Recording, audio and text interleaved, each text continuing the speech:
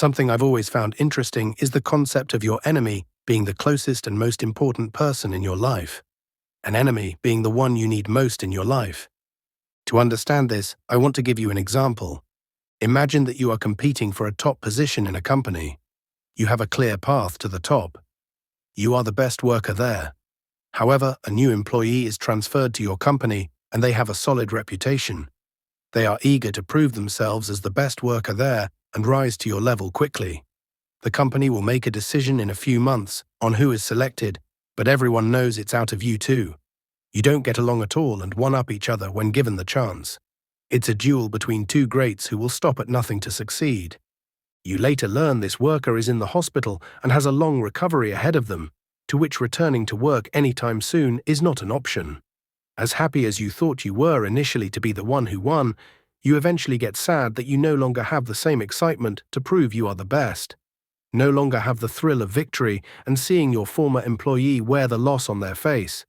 There is no desire or need to work on improving yourself because you already won. The fight is over, the arena is empty. The audience has left, and you are in the ring all alone, no longer having an opponent. What you lived for wasn't just the top spot, but more so the challenge of earning it and proving you were the best. You are a competitor at heart without a competition. You feel that being a winner by default is nothing to celebrate. As much as you hated your former co-worker, you actually miss them and the thrill of the fight. You feel you need them. Without them, it just isn't the same. You feel like a fighter in an empty ring throwing punches at the air. Needing and sometimes loving the one you hate most is most visible in scenarios like Batman and Joker, Tom and Jerry, Democrat and Republicans, religious versus atheists, criminals versus the law, the list goes on. If Batman didn't have the Joker and other criminals, what would make Batman train and feel he has purpose in Gotham City? Who would the Joker create plans and traps for without a Batman? Tom and Jerry, the ever-feuding cat and mouse. What would one do without the other? If a race car driver knew he would win every race, would he still enjoy it as much as driving neck and neck against someone just as good, losing some races and winning some? When you win because you have a worthy opponent, it's more rewarding. When you win because you are essentially racing alone, it's depressing.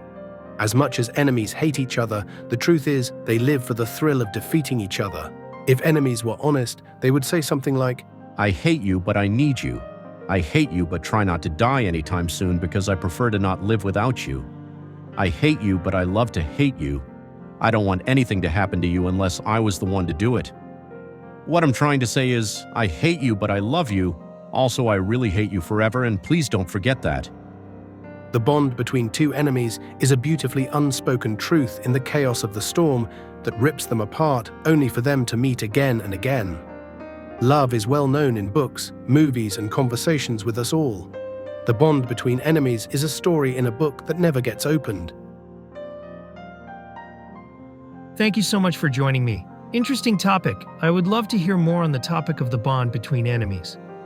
Think Batman and Joker, Tom and Jerry. There's something fascinating about how our rivals shape who we become. We ultimately live for the thrill of the fight, crushing our enemy and winning as many battles in a war we don't want to go without. You know, that's such an interesting way to look at it. Like when you're at the top of your game and suddenly this fierce competitor shows up to challenge everything? Exactly, and here's where it gets really wild. When that rival disappears, something unexpected happens. Instead of celebrating, you feel this emptiness. The drive to excel just isn't the same anymore. Almost like those legendary sports rivalries. Without that push and pull, even victory feels hollow. Well, research actually shows that competition drives innovation more than cooperation. Look at the space race. We reached the moon because of rivalry, not collaboration. So in a weird way, our enemies might be our greatest motivators? Precisely. It's like being a champion boxer. Without worthy opponents, you're just throwing punches at shadows. The resistance creates the excellence, the struggle forges greatness. That really changes how we should view our competitors, doesn't it? You know, maybe that's the real lesson here. Our fiercest rivals often become our most important teachers, pushing us to heights we'd never reach alone. Let's talk percentage. Would you rather go without a challenge, and be at 50% your whole life accompanied with love and submission, or forced to go against who you hate but reaching 100% of your potential as a result? Definitely the 100%. If Batman and the Joker were best friends and didn't hate each other, we wouldn't have a movie. I don't want to watch Batman and Joker have a cup of coffee together. Them being enemies is what drove them to become the best versions of themselves. Fighting each other not for a victory of a fight, but more so fighting for what they believed in. The Joker wanted crime and freedom to do wrong. Batman wanted a safe city. Yes, but if one of them permanently won, well, what would Batman do in a safe city that doesn't need him? What would Joker do in a city that doesn't fight back when he commits crimes? Constantly fighting for what they believed in while secretly never wanting the fight to end. Yes, it's quite the paradox. I want to defeat you, but I don't ever want to stop fighting you. Well, in our everyday lives, I feel like we make progress by being challenged, and we can't be challenged by a nice friend who teaches us to ride the bike with the training wheels on. Someone we hate who is just as good, if not better than us, will make us dig deep to bring out our full potential. It's a different type of progress. How can you make progress without a worthy opponent who drives you to become more? Not by choice, but out of necessity. It's a different type of challenge when you hate your opponent than it is when you like them. The progress made out of necessity and hate is different than the progress out of choice and really liking your opponent. So happy to talk to you. I enjoyed this conversation.